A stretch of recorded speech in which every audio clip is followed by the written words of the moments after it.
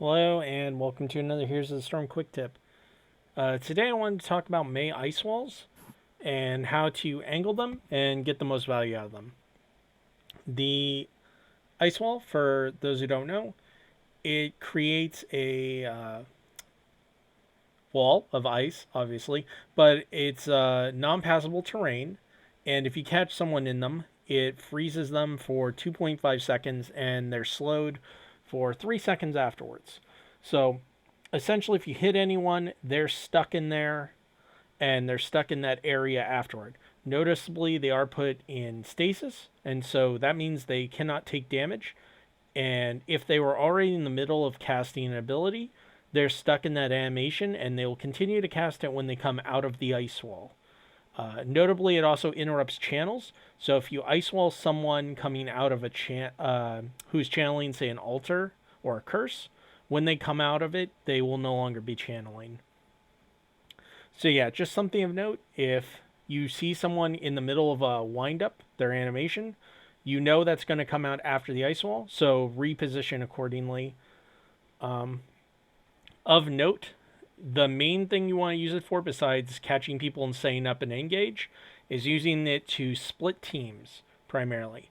So, in this case, I'm using an example from Infernal Shrines. Ideally, you are out of vision, and so what you want to be doing is giving the enemies the least amount of time to react to your ice wall. And so in this case, I'm in a bush, and I like hiding here, or if I'm know the enemy is coming from one side or the other, I like to hide in these spaces because it's very unlikely they'll be checked. And so from what you'll see is I'm looking for, let's find me, there we go. This is my vision currently. And so as soon as I see multiple, especially Deathwing, I know I want to cut this off. And ideally, I want to go down or diagonal. The reason I don't like using straight lines as much is because they're easier to avoid in my experience. And so people naturally kind of drift when they are half expecting to get ice walled. And so what I like to do is put them like diagonal. So I'm looking at here or here. And because I see two heroes, especially one with as big a hitbox, you can see how big that hitbox is compared to Johanna here. I'm going to aim it this way. And so what happens is I wait for my team. Johanna backs out. And I mess up the angle slightly. I wanted it more along this road than this road. But you can see, because of the vector angle, it's most likely going to catch Deathwing. You can see he's standing directly on it. And because his hitbox is so big, I know I'm probably going to hit him. I don't know about the Mephisto. But no matter what, the Mephisto is going to get stuck out. Because this is going to cut him off. He can't slide through this tiny little gap. And so what happens is I get the Deathwing. And we do get the Mephisto. And so this is what I would say is pretty ideal for an ice wall. Yeah, obviously I would have liked to get the Mephisto in there, but this is about as good as it gets. We've cut their healer off, even though they can still heal. But the more important thing is we've taken the Bruiser out of it, and the tank is really the only thing that's going to matter besides this one hero. And if we did a better job, we actually position down here and put a silence circle under him and he's dead, but we don't and we all die.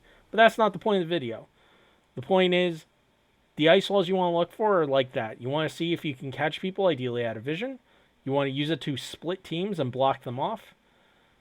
And if you're on, say, this shrine, then you're going to probably look from here or here, for example. This bush will almost universally be checked.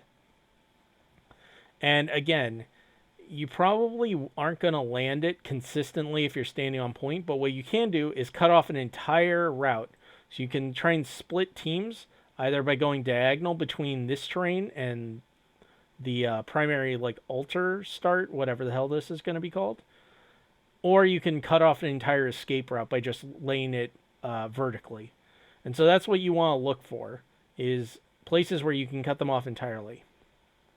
Other notables for ice wall, and this can be applied to most bruiser camps, especially on, say, like Cursed Hollow or Garden. You want to look for narrow corridors, and if you just drop, say, ice wall horizontally like this, what's going to happen is it's either going to catch them, or it's going to force them to one side, and they're either going to not be able to move or move only in one direction. And so you can base your entire engage off that. You can also drop it directly on point to freeze anyone on it and split everyone else.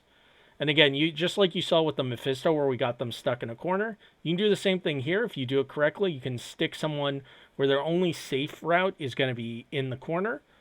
And so ideally, you can try and kill them before the other people even pop out of stasis. And so that's what you want to be looking for out of Ice Wall. My other tip for Ice Wall is just anytime you are out of vision and you think you can get someone, go ahead and drop Ice Wall. Or anytime you think you need to escape a potential engage, drop an Ice Wall. It's a 50-second cooldown now. I was already taking Ice Wall when Avalanche was not nerfed, because I thought Ice Wall was a better, more consistent engage, because it didn't require you to use all your buttons to set up. Ever since they buffed it to only a 50-second cooldown, this is your go-to. You should be taking Ice Wall the vast majority, if not all the time. You can do the exact same thing as Avalanche, but you can use this far more often, and it's more versatile because you don't need a setup. This can be its own setup now. You don't need any other buttons. Again, if you are out of vision, I can't stress that enough. If you're trying to set this up in the middle of a fight, then ideally slow them first with either Slow Blind or Blizzard, and then freeze them with Ice Wall. Or use it as a follow-up engage. If you can hit them with Entomb, for example, you want to get some damage in and then drop Ice Wall on them so they still can't get out even after Entomb's going to drop, and then blow them up. Or just use Ice Wall to split them off from their team and then gust the rest of the team away and kill whoever pops out of Ice Wall. You know, it works well with any of the normal engage tools. All right. I hope that helps. And again, pick Ice Wall, use that vision, use it as much as you can. 50-second cooldown, basically always up. All right, have a great day.